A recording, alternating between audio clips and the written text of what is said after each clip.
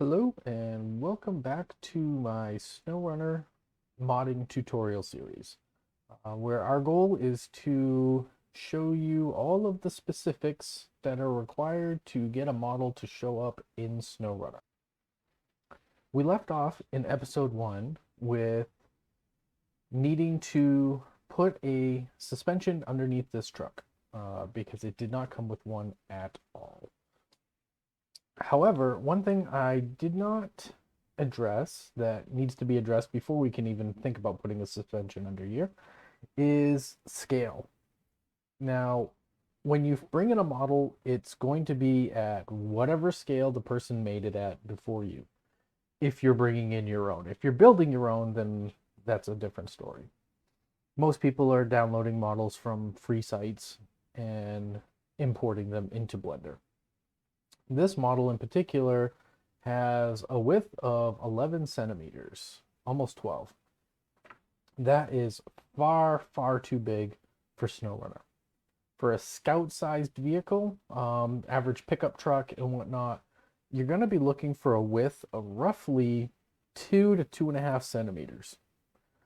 Now, that's still a ballpark. You can adjust things later after we've gotten the truck to show up within the game, but for now, just as a ballpark, we're going to shoot for about 2 centimeters or so. So let's see what we got. We are now at 1.9. That's a little too small. So we'll make it just a little bigger.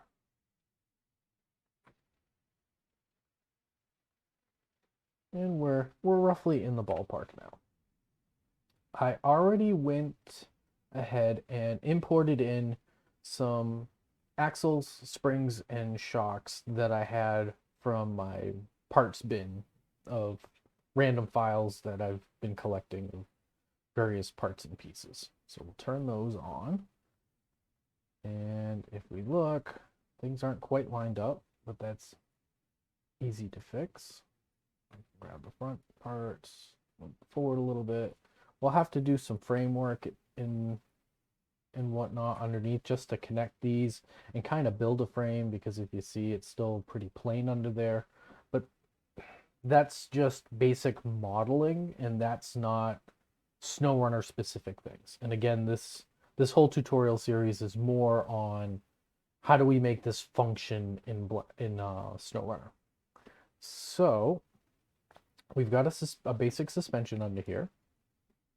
The next thing that we need, that we absolutely positively need to make this show up in Blender or in SnowRunner, is a CDT. And what a CDT is, it's a collision box. It's invisible within the game, but every truck and every add-on part has one. So everything needs a collision box around it. So to do that, I usually just make a real quick box. It's far too big. And I'll just start shrinking in different areas. I'm just trying to get it relatively close to the right size and shape of the truck. Somewhere around here. Going to be somewhere around there. And usually what I'll do, that way there, when it rolls over correctly, I'll put loop cut somewhere around here, and we'll put another loop cut somewhere around there.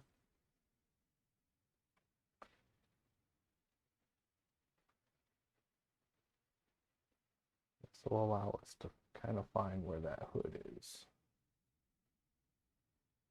Again, this is the collision box that is going to dictate where, if you roll over, the ground hits, if you touch a tree, what the trees touch, you know, basically collision with anything within the game.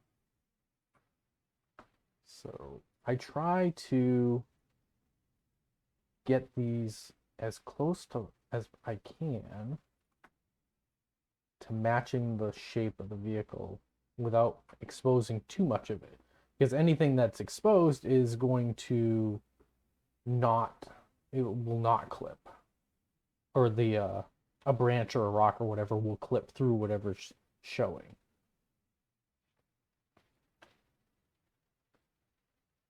You just try to get it relatively snug and close.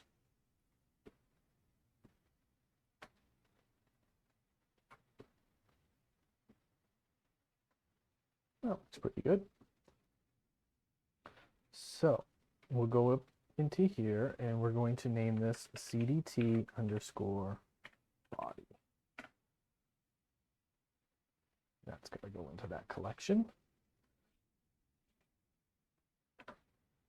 The other item that's an absolute positive must have if you're working in Blender. I can't say this is a necessity if you're using 3ds, but in Blender you need a RootNode as well. Yes, we had a RootNode bone, but we also need a RootNode box.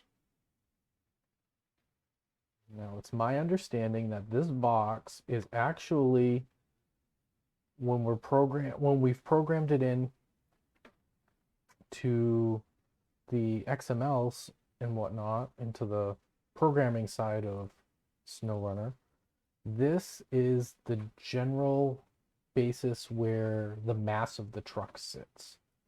So again, we want to try to keep it as close to the size of the truck as possible.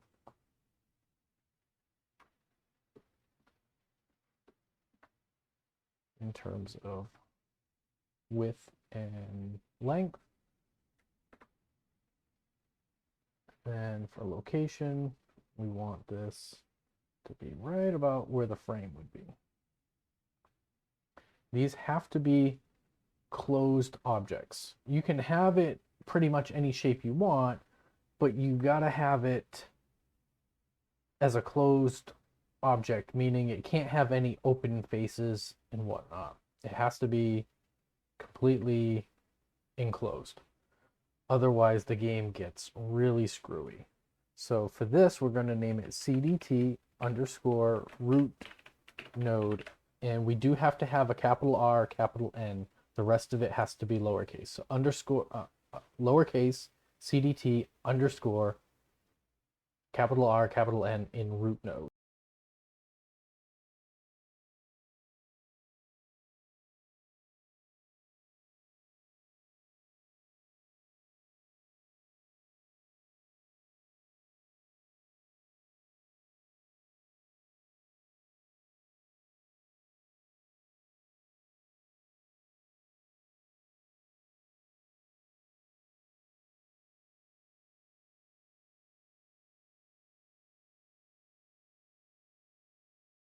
Okay, so we've got our CDT body and our CDT RootNode.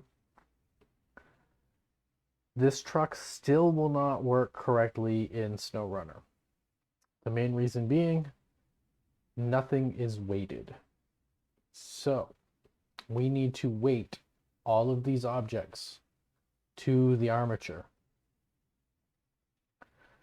In order to do that, we'll start with the most difficult one first, is the body.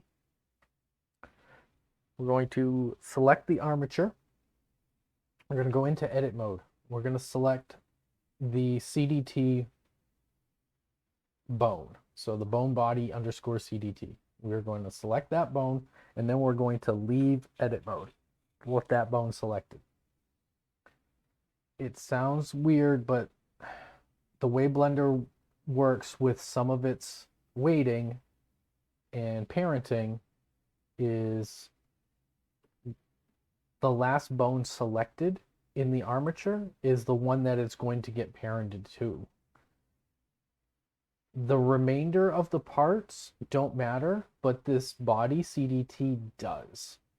So what we're going to do is select the CDT body. We're going to select the armature.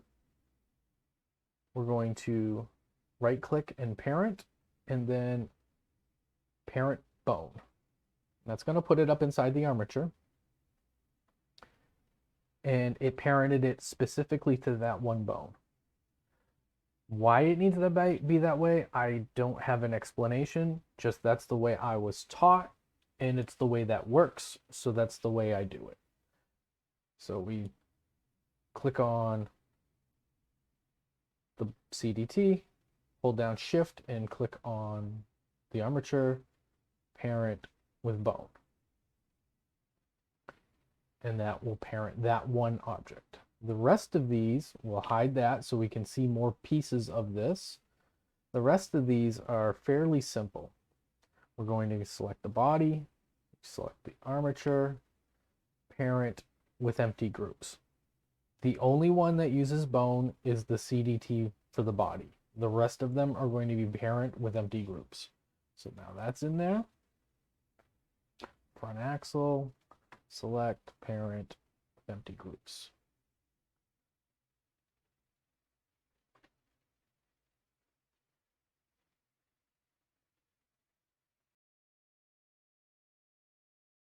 Okay, so we've got everything parented to the armature, except for the root node. We leave that one alone. That does not get parented to anything. It does not get weighted to anything. It is just there. And again, that will show up invisible in the game. You will not see it, so don't worry about it sticking out or looking ugly. When you're working on the truck, you can simply hide it and everything will look normal. But it is an absolute requirement to have.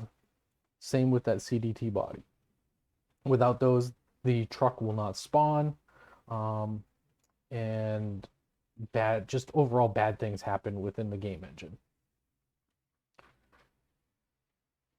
Next step is weighting everything to the armature. Right now, everything is parented to it, but nothing moves. And we want things to move properly. So, in order to weight things within Blender, we need to select an object. You have to go into edit mode. What I like to do is turn on Vertex group weights. And that shows you what things are weighted to. Blue is 0, meaning it's not weighted to it at all whatsoever. So we'll come down into here. We're going to pick our main bone, root node bone. We're going to select the entire body and we're going to assign it this 1.0 weight. Then everything turns red, showing us that it has a full 1.0 weight for the main section of the truck. What I'll do is I'll hide that. We'll go to the front axle. Now the front axle, we're going to want to move with the front axle bone. So we will go and bring that up. We want the front axle. We're going to assign that. The front shocks. Front shocks are going to be a little different. Again, we want them to move with the front axle, but we don't want the whole shock to move all as one piece. We want this upper part to stay put and stay where it is, and then the lower part to move up and down. There are many advanced things that we can do with this if we had an inverse kinetics setup and IK, but we're trying to keep this very simple right now. So the simplest way to do this is we are going to take this top half, and what I did was I turned on X-ray mode. So I'm looking through everything and we're selecting both sides of the shocks at the same time. We'll pick both halves of that shock, and those are going to be assigned to the root node, because we want that to stay still, and that root node stays still as the truck goes over bumps. The axle is going to move. So what we then need to do is come in and select this bottom section, go to the front axle and assign it there. So now when the axle moves up and down, this part moves 100%, and as the color fades to blue, blue is 0%. So this part's not going to move at all, and this part's going to compress and stretch as the suspension moves up and down. Again, there are many more advanced ways to do this, but this is the absolute simplest way to do it. It doesn't look the greatest when it's really, really stretched out in extreme circumstances, but it's enough for beginners to learn how to do vertex weighting. Next step is going to be the leaf springs. And again, there are many ways to do this differently if you have more advanced setups, but we're going to try to keep this very simple. Right now we have, these would be at 0, and we have 1, 2, 3, 4, 5 sections. So this fifth one would be at 100. So 75, 50, 25. No, we got to go with steps of 20. So 100, 80, 60, 40, 20, 0. And that will give us a good range of how everything's going to flex. Again, when things are at 1.0 or 100, that means it's going to move 100% attached to whatever bone you've weighted it to. 0 is 0%. So what we want to do is we're going to start with the front axle, and we want this section to move 100%. So we're going to select all those vertices and assign them. We're going to come through this middle section, and we're going to change this to 0.8.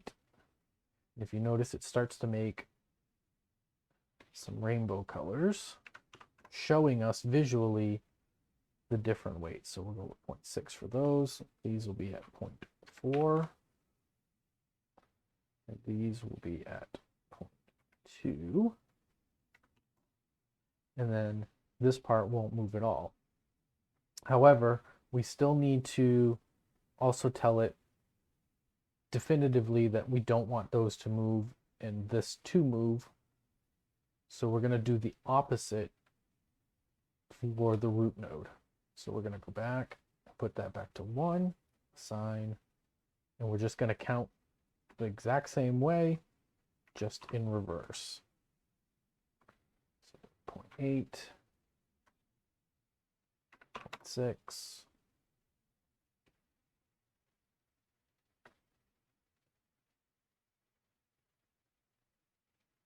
it helps if we click assign. I've done that so many times. Select things and then forget to click assign because you type in your numbers and hit enter. Your brain says, oh, enter means go, and it does not actually apply it until you click assign.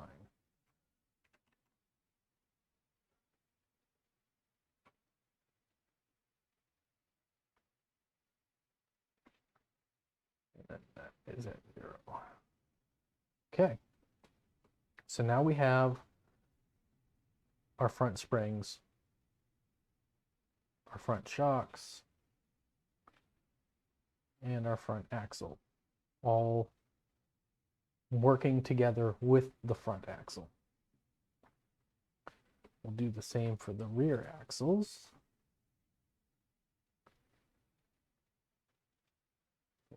All assigned at 100%.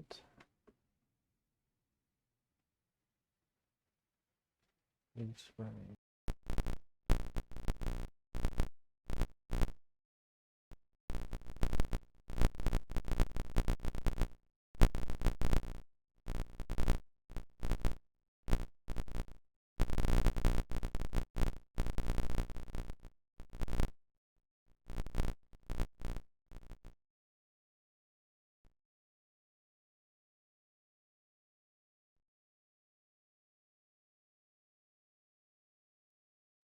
Okay, so I've gone through and did all of the rear suspension components.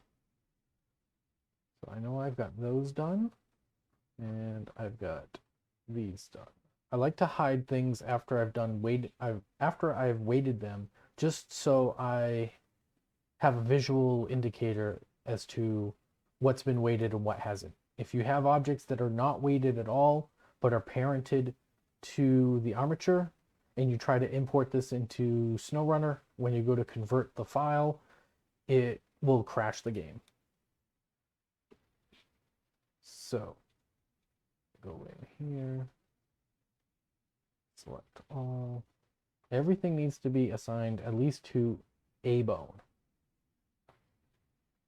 Select all. Here, assign. You typically assign everything to the root node except for the moving parts for the axles and whatnot.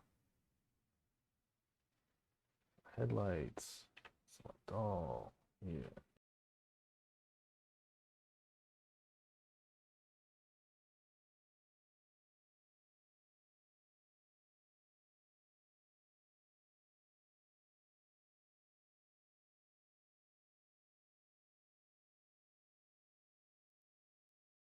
Okay, so I've assigned everything to a vertex weight except for the front and rear bumpers. And those are because those are add-ons and they do not require to be weighted to the armature because they're not parented to the armature.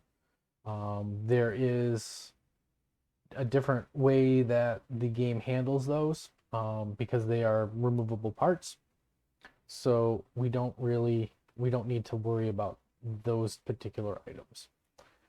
So what we'll do is we will turn on everything within, where did it go? Turn on everything.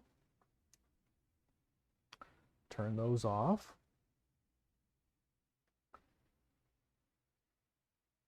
And